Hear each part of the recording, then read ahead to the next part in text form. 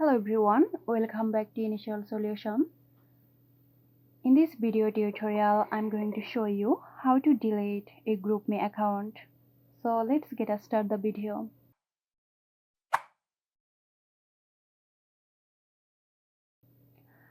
Start by opening GroupMe on your mobile phone. Once you are here, click on your profile icon at the bottom of your screen. And now from the menu, click on Profile. Scroll down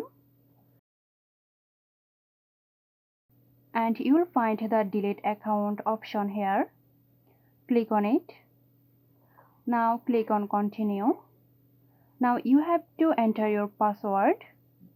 Enter your password and then click on Continue. This will sign you out and delete your account.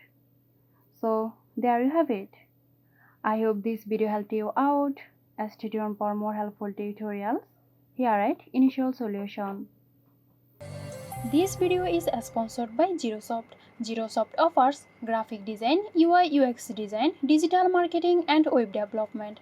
Elevate your brand with Girosoft today. For more details, check the description box.